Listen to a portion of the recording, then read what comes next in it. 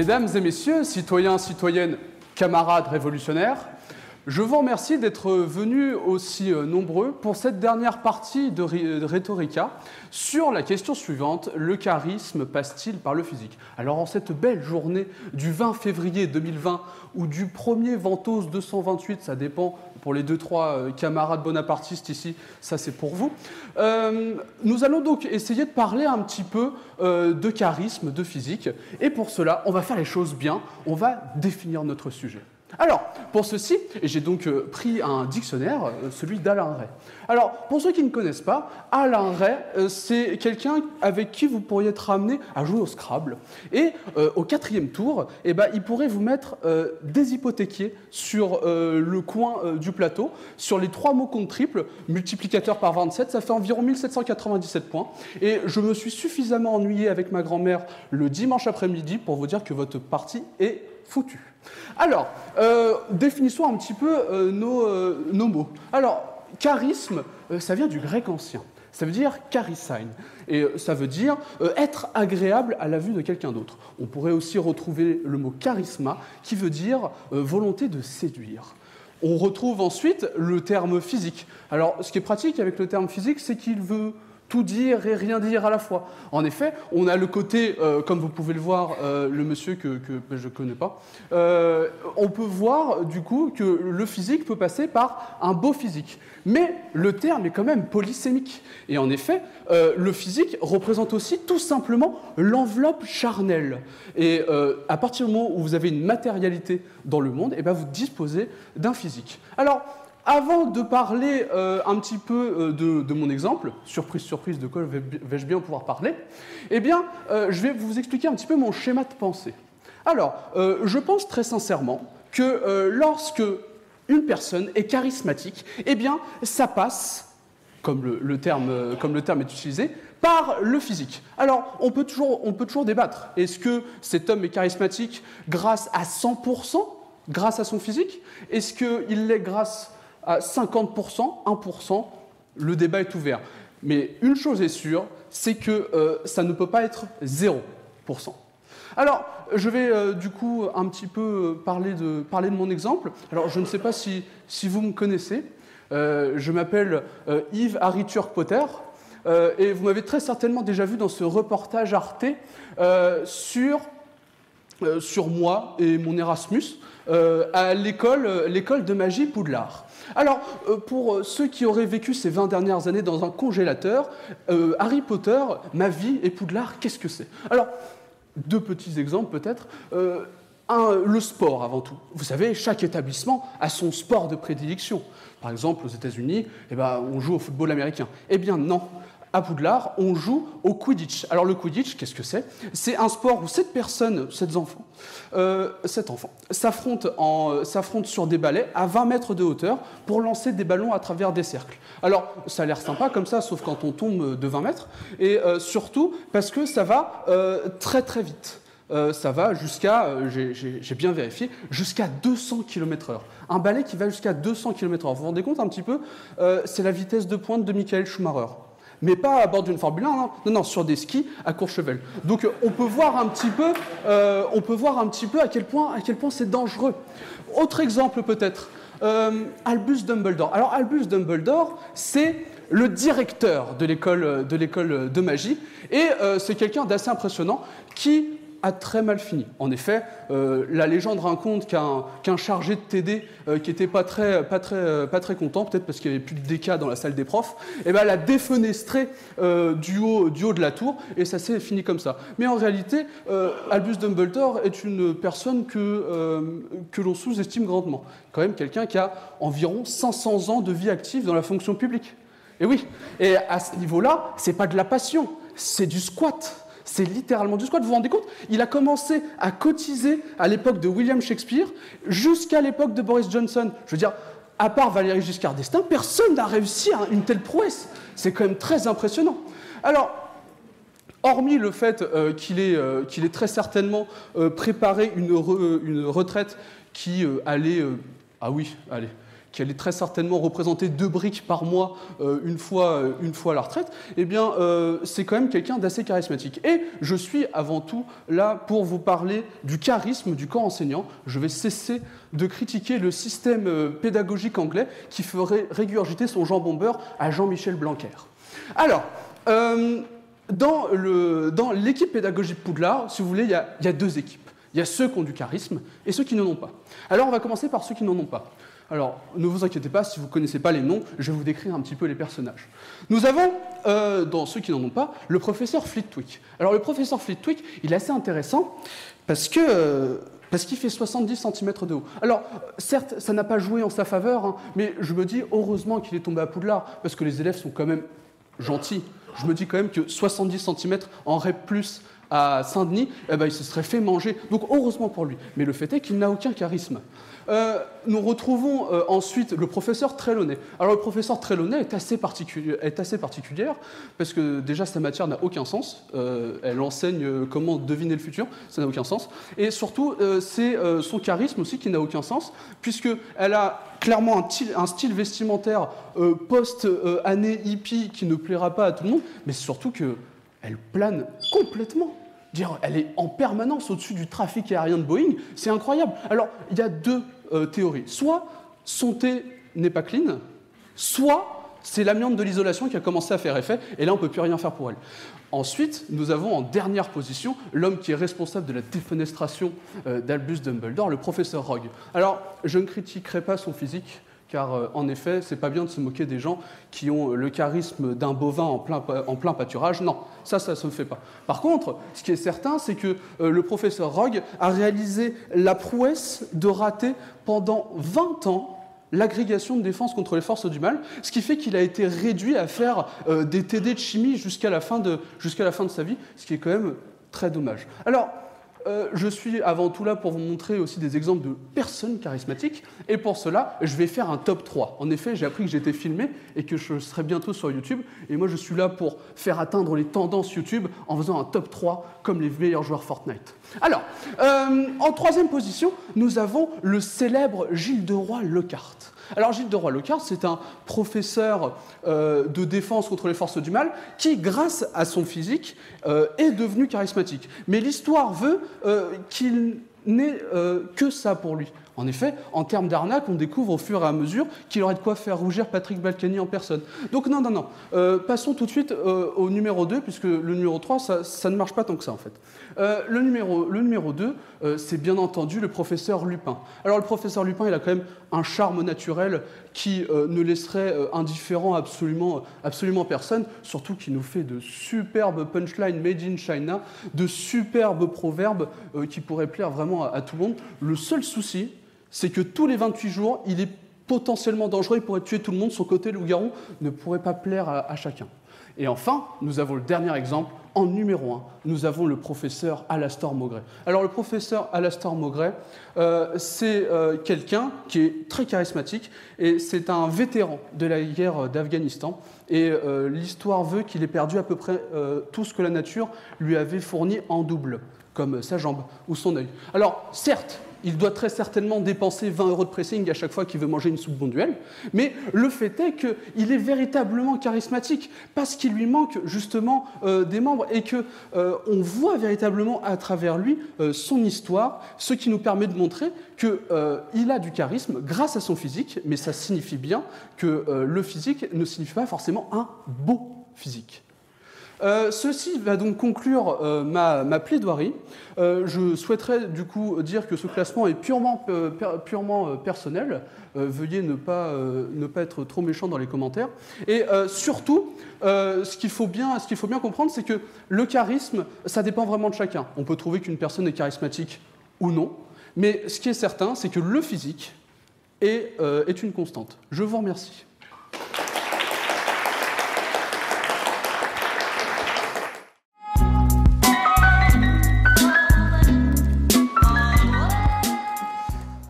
Monsieur le Président, cher jury, cher public, chers contradicteurs, vous savez, dans ma vie, on m'a souvent répété une phrase. Il n'est pas beau, mais il a quelque chose. Stupeur et effroi. Quelle est donc cette chose? J'ai cherché, J'ai demandé, mais aucune réponse. Enfin, jusqu'à lundi dernier.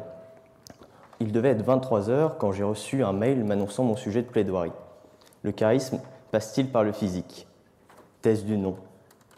Quelque peu désappointé, j'en fais part à ma famille. Et là, illumination.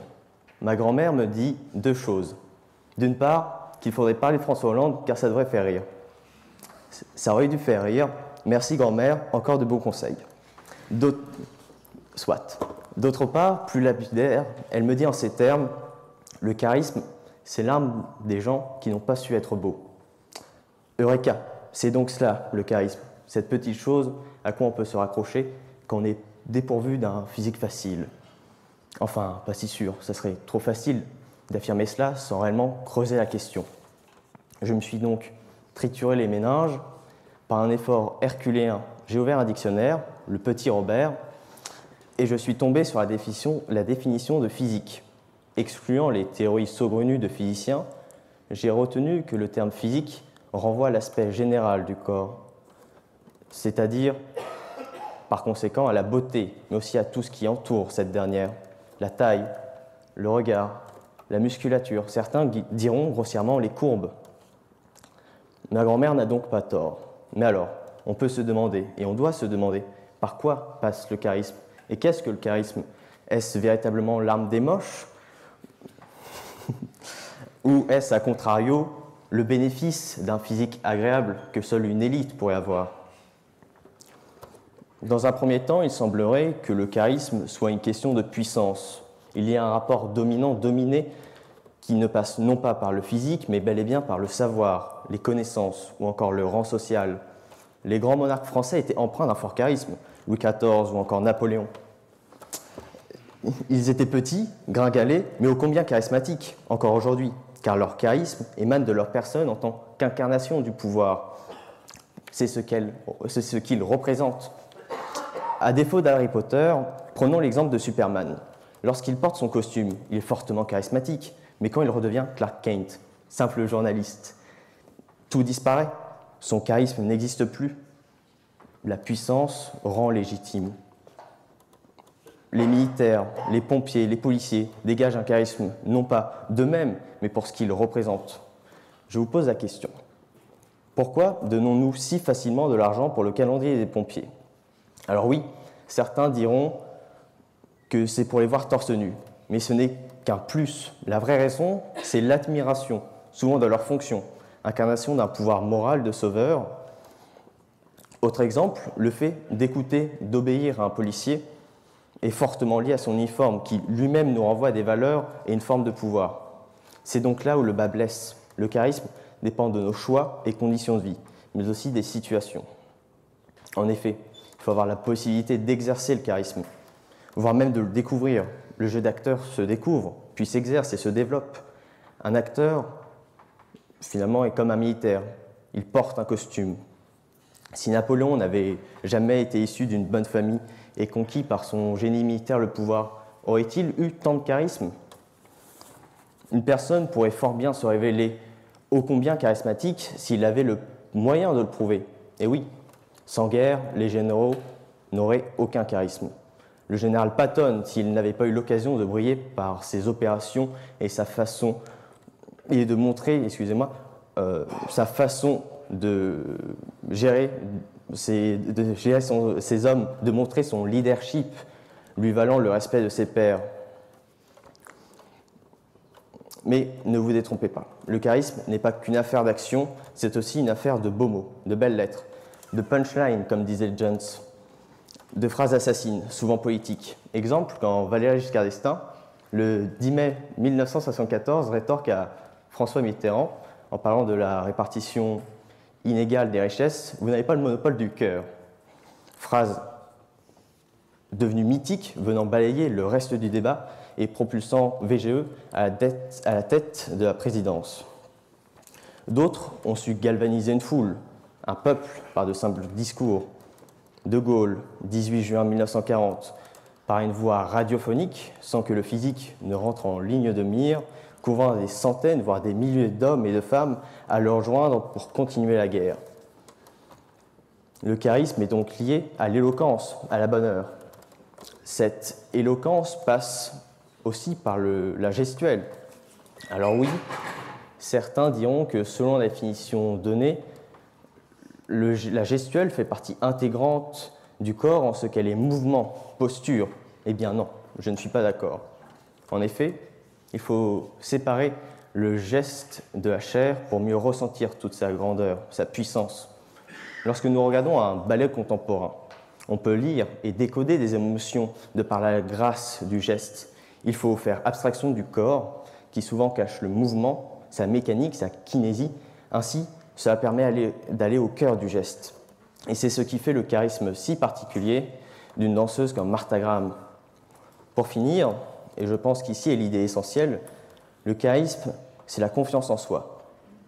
À mon plus grand bonheur, il ne suffit pas de faire 1m90, d'avoir une grosse voix et un corps sculpté pour être charismatique.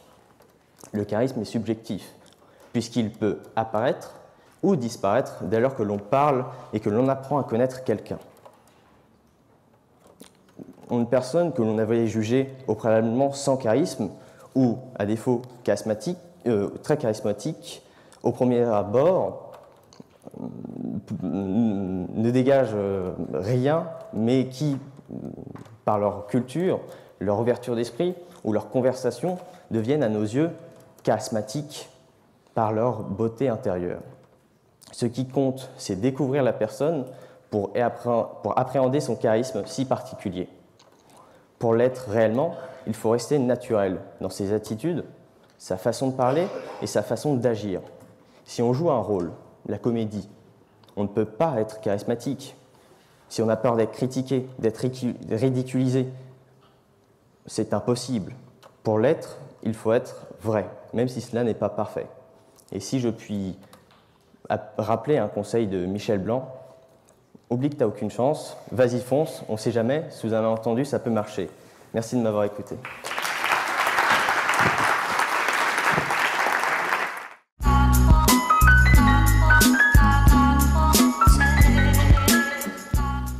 Je vous ai écouté avec attention et je dois dire que je ne suis pas d'accord. Je ne suis pas d'accord sur plusieurs propos. Avant tout, sur la définition de notre sujet. En effet, vous avez très rapidement dit que le physique n'est pas forcément quelque chose de joli, n'est pas forcément quelque chose d'agréable. Vous avez parlé de corps tendrement sculptés, d'une carrure d'1m90. Et je pense que finalement, très sincèrement, le physique et le beau physique devient pratiquement anecdotique. Pourquoi ?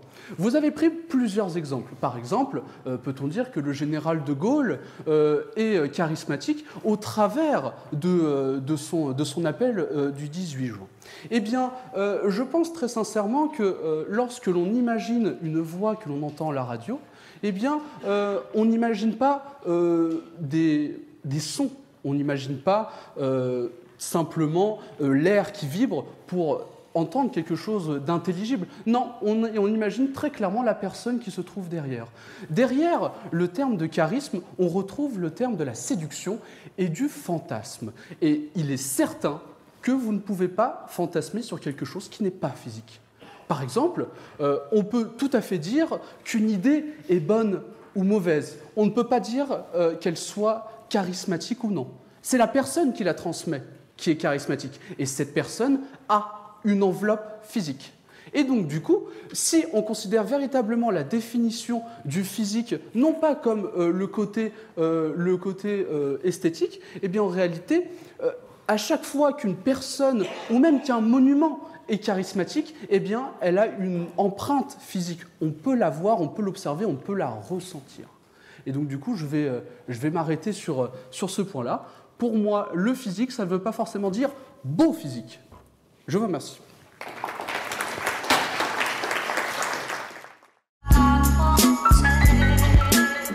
Déjà, merci. Merci pour votre plaidoirie qui, je dois bien l'avouer, m'a bien fait rire.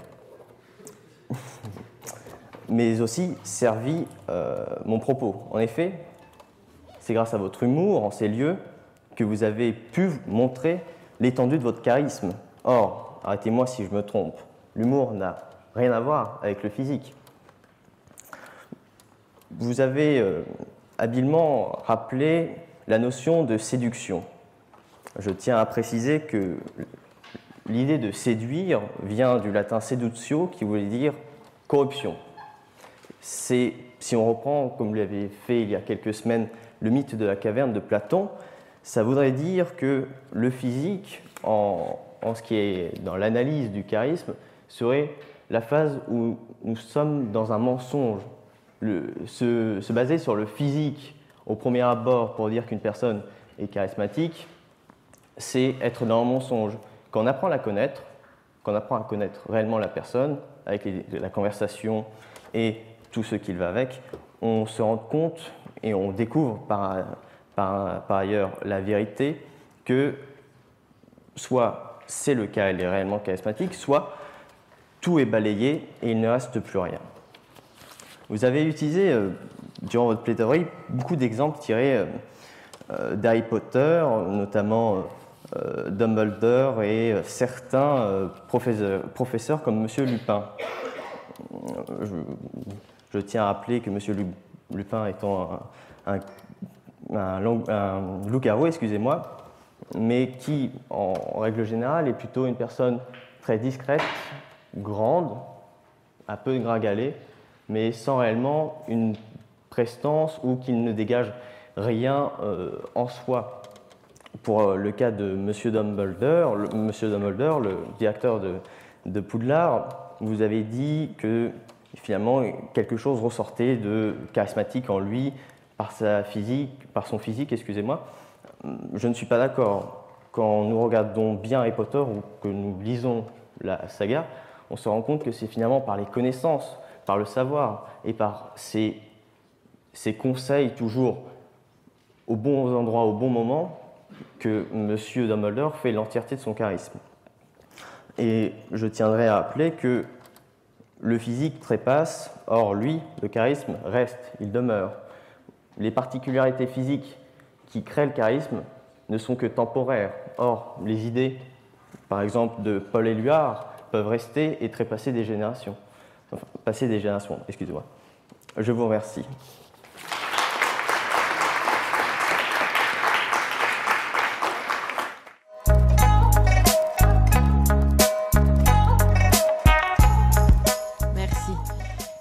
Je vais commencer avec la thèse du oui et Monsieur Turc pour rebondir justement sur la contre-plaidoirie que nous venons d'entendre. Le physique évolue souvent avec l'âge. Vous avez indiqué que le charisme était lié au physique. Je voulais donc savoir si vous estimez que le charisme finalement suit cette évolution et qu'au cours de notre vie, on est plus ou moins charismatique selon l'amélioration ou la détérioration de notre physique. Alors tout à fait. Je crois sincèrement que le charisme évolue avec l'individu, tout simplement parce que notre place en tant qu'individu dans la société peut changer. J'aimerais prendre un exemple pour cela. Lorsque l'on prend Joseph Campbell, L'homme aux mille et un visages, c'est pendant son ouvrage qu'il décrit véritablement ce qu'est un mythe, eh bien on voit que le héros de base peut ensuite devenir le mentor. Et donc du coup, on sait au travers de l'exemple d'Albus Dumbledore, qui était un véritable sorcier extrêmement puissant, eh bien son charisme a juste changé de nature en devenant directeur et en guidant véritablement les foules. Après, je considère véritablement que le charisme, on peut le trouver dans beaucoup de sources différentes, véritablement. Ce n'est pas que le physique qui peut nous impressionner, mais le physique est toujours présent.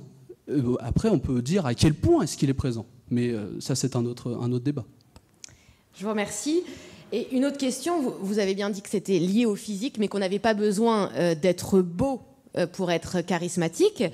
Est-ce qu'on pourrait aller plus loin et est-ce que vous considérez que parfois, justement, un physique trop avantageux pourrait être un inconvénient et empêcher d'être charismatique ? Alors, empêcher d'être charismatique, encore une fois, la beauté est aussi un critère subjectif. Donc, une personne peut être considérée comme belle pour un tel ou tel individu, mais en réalité, tout le monde ne ressent pas ces mêmes choses, sinon il existerait une actrice une top modèle, un idéal pour chaque, un idéal unique pour chaque être humain. Et donc du coup, je ne pense pas que un trop beau physique puisse être dérangeant pour le charisme, puisque tout le monde n'a pas la même définition de ce qu'est un beau physique. Je vous remercie.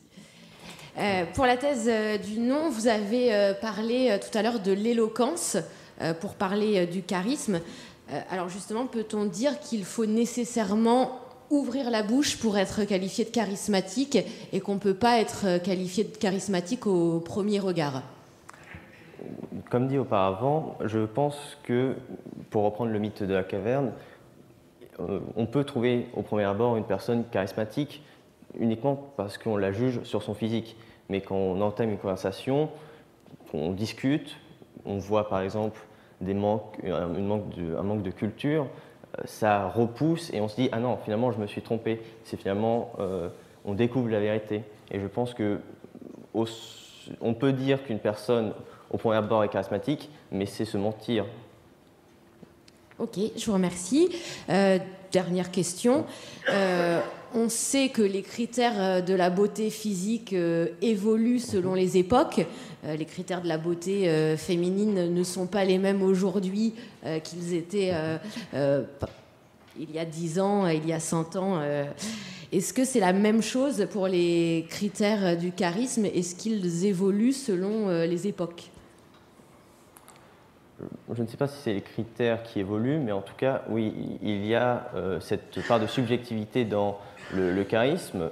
Par exemple, il y a des figures comme le général de Gaulle où pratiquement unanimement nous sommes d'accord pour dire que oui, il avait du charisme, et d'autres, pour mon cas personnel, je trouve Valéry Giscard d'Estaing très charismatique. Cependant, dans la salle, je pense que peu de personnes partagent mon point de vue. Il y a toujours cette part de subjectivité parce qu'on peut trouver du charisme par la façon de s'exprimer, mais aussi par un certain vécu. Le fait de savoir que, par exemple, le général de Gaulle est adulé pour être le libérateur, ça permet de construire une image charismatique. Je vous remercie, je n'ai pas de questions. Oui, moi j'arrête pas d'apprendre des choses. Finalement, j'ai découvert tous les personnages d'Harry Potter que je ne connaissais pas. Vous les avez très bien décrits. Donc, et je ne peux pas juger parce que je n'en connais pas un. Et puis là, je viens d'apprendre que Valéry Giscard d'Estaing est un personnage charismatique. Alors là, c'est pour moi une révélation. Je le regarderai maintenant, je vous le promets, d'un autre œil. Ça m'avait échappé, je dois le dire. Alors, je vais vous poser une question, non pas sur Valéry Giscard d'Estaing, mais sur le général de Gaulle. Vous avez senti, monsieur de Tournai, qu'il était difficile de parler de charisme sans évoquer le général de Gaulle. Et donc, votre thèse consiste à dire que son charisme ne passe pas par son physique.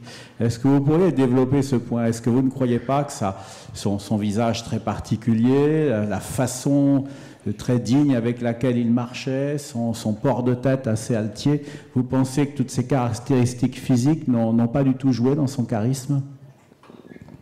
Comme dit durant ma plaidoirie, son image d'homme charismatique, de futur homme d'État, s'est construite par la radio, par sa voix, sa façon de s'exprimer, ses discours, et non pas par son physique qui a été découvert que postérieurement, on va dire, à son succès, ou du moins à sa prise de parole et à la découverte, du moins, du grand public.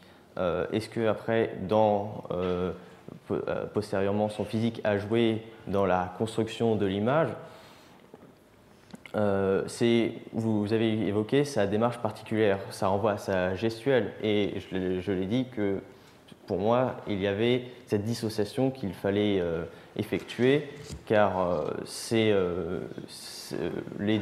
par exemple, sa posture, sa façon de s'exprimer dans ses discours, sa façon de bouger ses mains et sa façon de toujours s'avancer, telle finalement l'image qu'il voulait donner, un pays en évolution et qui veut redevenir une grande puissance.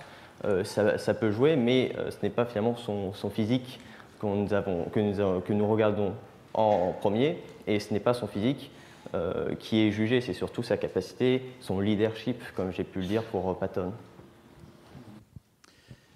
Monsieur Turc, maintenant, moi je ne vais pas vous poser de questions sur Harry Potter, hein, on va en sortir. Vous avez dit quelque chose d'intéressant à un moment donné, vous avez fait un parallélisme entre le charisme et la volonté de séduire. Alors moi j'aimerais vous poser une question de fond, quelle est la différence entre charisme et séduction ? Alors, je pense que le charisme est un outil pour la séduction. Tout à l'heure, vous disiez que séduire, c'est un petit peu mentir, lorsque surtout ça passe par le physique. Mais j'ai envie de vous dire, le charisme, lorsque vous allez dans un entretien d'embauche, vous êtes là pour mentir, vous êtes là pour vous survendre, vous êtes là pour montrer le meilleur de vous-même. Lorsque vous êtes en rendez-vous avec une belle inconnue, vous êtes là pour vous vendre aussi. Et donc du coup, vous êtes là pour mentir sur ce que vous êtes vraiment à chaque fois. Et donc du coup, le charisme est un outil à la séduction. Merci beaucoup. Parmi les membres du jury, qui veut prendre la suite ? Madame, non ? Alors, Monsieur Turc, alors moi j'ai une question parce que vous nous avez dit que quand on imaginait par exemple le général de Gaulle faire son discours, il y avait une question de séduction et de fantasme derrière, on imaginait le personnage et tout ça. Et moi ça m'a fait repenser à un film, je ne sais pas si vous l'avez vu, c'est le film Heure, avec Joaquin Phoenix et Scarlett Johansson, dans lequel, je vais vous du coup résumer rapidement, dans lequel le personnage joué par Joaquin Phoenix tombe amoureux du personnage joué par Scarlett Johansson. Ce qui est intéressant, c'est qu'on ne la voit pas une seule seconde puisqu'elle joue un ordinateur. Du coup, peut-il y avoir une séduction sans physique ? Oui. Et donc de charisme sans physique. Alors, encore une fois, comme le charisme est un outil à la séduction, l'outil ne signifie pas forcément qu'il doit être utilisé pour ce processus de séduction. Encore une fois, lorsque vous êtes sur, je ne sais pas moi, sur un site internet pour rencontrer de parfaits inconnus, etc., ou que vous ne voyez pas tout simplement la personne, parce que simplement elle est derrière une photo, ou même derrière un point d'exclamation, vous communiquez simplement grâce à elle, eh bien, le charisme ne peut pas opérer à ce moment-là, puisqu'on ne voit pas la personne. Et donc, dans ce sens-là, on n'utilise pas cette forme de charisme pour cette séduction-là. Mais il existe d'autres outils pour pouvoir séduire quelqu'un. Oui, mais là, c'est pas une personne qui est derrière un autre ordinateur, c'est vraiment une intelligence artificielle dans un ordinateur, et le gars, il tombe amoureux de son PC, en fait. Mais j'ai juste une question, parce que je ne l'ai pas vu. Est-ce qu'il y a une apparence, on donne une apparence physique à la personne, ou c'est simplement des lignes de code ? Parce que, encore une fois, si le fantasme opère et qu'on voit la personne qui n'existe pas, c'est un amas de pixels, mais si on la représente avec des traits qui sont considérés comme beaux, et bien là, encore une fois, la séduction s'opère, puisqu'on a montré une apparence physique qui n'existe pas, qui est fictive, mais on a montré une apparence physique. D'accord, très bien. Et seconde question, du coup vous nous dites que le charisme c'est une question de physique, n'est-ce pas plutôt une question d'alchimie entre les gens ? Je n'ai pas dit que le charisme n'était qu'une question de physique. Je dis que dans tout le processus long qu'est le charisme, c'est un ensemble de choses qui s'ajoutent comme un véritable Lego, il y a une base de physique à chaque fois. Et donc du coup, certes, le physique joue et participe à cette alchimie. Monsieur Détourné, alors vous nous dites que le charisme ne passe pas par le physique, et moi je trouve ça particulièrement intéressant dans un concours d'éloquence où il faut quand même, je pense, un minimum de charisme quand même pour pouvoir aller loin. Du coup je me demande, est-ce que ce concours est finalement un concours de laideur ? Et n'oubliez pas que je l'ai gagné quand même avant de répondre. Oui, je garderai ça à l'esprit. Est-ce que le concours est finalement est-ce qu'il faut avoir du charisme pour gagner le concours ? Je ne pense pas.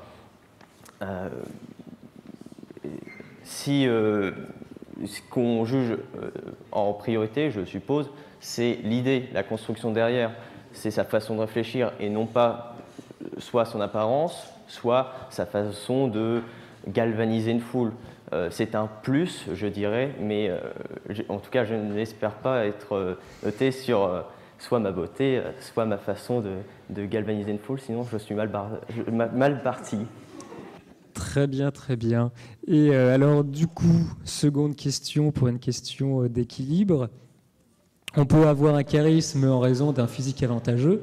Je pense qu'on peut aussi avoir un charisme malgré et parfois grâce à un physique qui peut être désavantageux. Je pense par exemple à Serge Gainsbourg qui a fait quand même une grosse partie de sa carrière en revendiquant un physique pas forcément idéal, mais qui n'était pas forcément particulièrement laid non plus. Du coup, si on retire les beaux physiques, les physiques moins beaux, est-ce qu'on peut avoir un charisme si finalement il n'y a juste pas de physique? Qu'est-ce qui reste une fois que de nous si on n'a plus d'apparence corporelle? Comme un robot, vous voulez dire? Non, juste rien. Si vous n'avez plus de physique, vous n'avez plus rien. Oui, si on prend... Enfin, oui, votre esprit ne va pas voler au milieu. C'est sûr que il y a... enfin, vous voulez... Excusez-moi.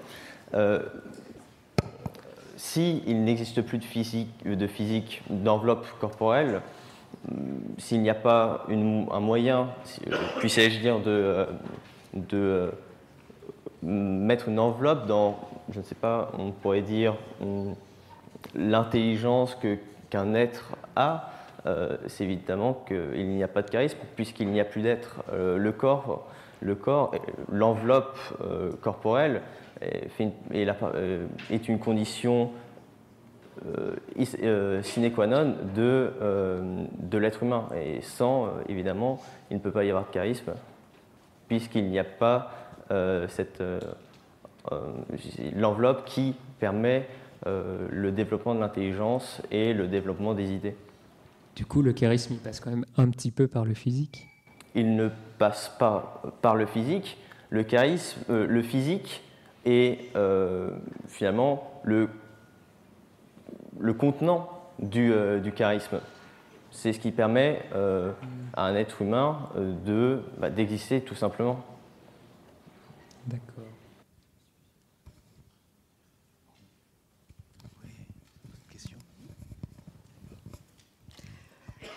Donc une question pour vous deux.